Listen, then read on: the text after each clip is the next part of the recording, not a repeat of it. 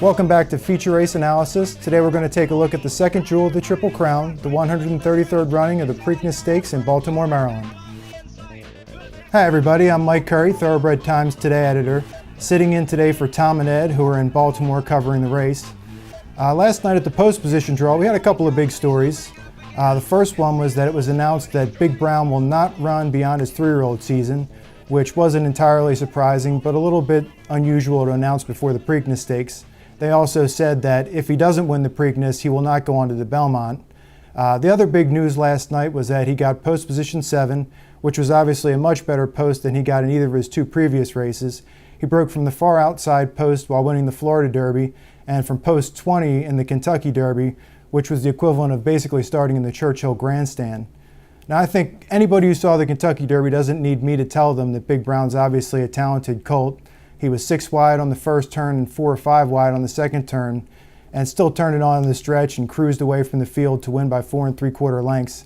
I think anybody who saw that knows that he pretty much towers above this field that he's going to face in the Preakness, which includes only 3 graded stakes winners and 4 horses who are still eligible for non-winners of 1 allowance race.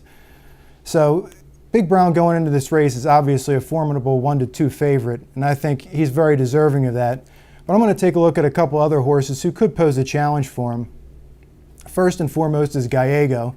He's the only horse that's going to come back from the Derby to challenge Big Brown. And in the Derby, basically afterwards, his trainer Paul Lobo said he lost any chance at the start. He broke from post 19 and he broke a step slow. He was squeezed back at the start and he clipped heels all before going into the first turn.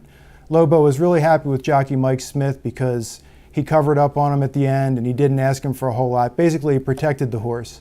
Now, right after the Derby, Lobo said that he wasn't going to go on to any of the Triple Crown races, but it seems the allure of the Preakness was a little too much to resist, and they'll be back. Now, if you like Gallego in the Derby, I think you have to stick with him here because basically the Derby's a throwout race for him. He really had no shot in the first 100 after the first 100 yards.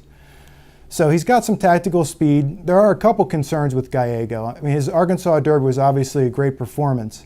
However, he did ship back to California after the Derby, and then he had to ship back to Baltimore. So that would be a concern for me, where they could have just gone straight from Churchill to Baltimore instead of shipping across the country and back. But we'll see. I mean, you figure he should be at least a formidable contender for him. We also have Kentucky Bear, and Rick Dutro Jr., he got a lot of headlines leading up to the Derby because he was so confident in Big Brown. Now trainer Reed Baker has expressed the same confidence in Kentucky Bear. He's got a lot of headlines this week, and I'm not sure if that's because of bravado or because he was the only horse on the Pimlico grounds for the first week. But one thing we know is he has a lot of confidence in this horse. He feels like he's maturing and he's going forward and he's got a big shot here. He said he's not scared of Big Brown and they're not ducking anybody. They would have gone in the Kentucky Derby had they had enough earnings, but they didn't make the field, and he feels like he's got a real shot here. Another horse with a big shot is Behind at the Bar.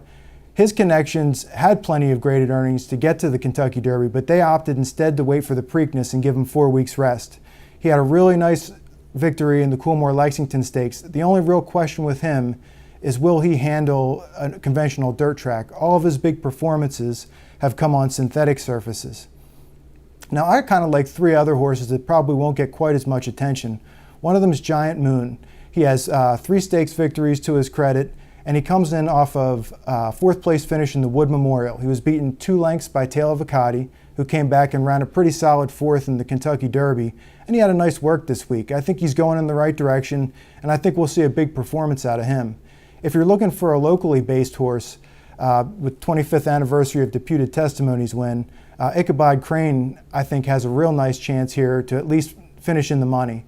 Ichabod Crane won the Federico Tessio Stakes with a real gutsy performance. He wore down Mint Lane in the final strides, and he has a win over the track.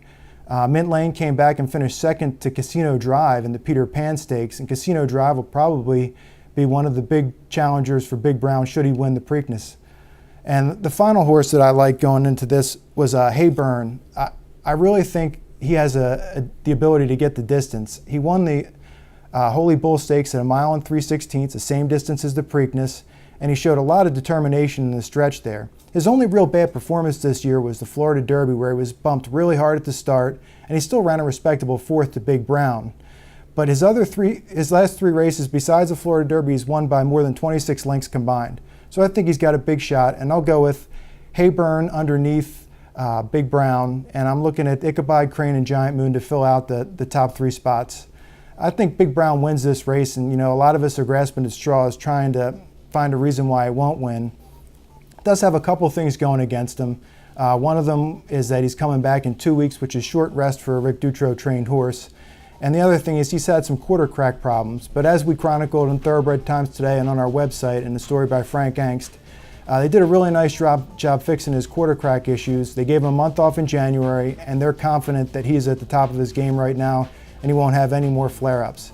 So Big Brown's the choice, and I think after this week we'll have 3 weeks of Triple Crown talk and hopefully a really appealing showdown between Big Brown and Casino Drive in the Belmont Stakes.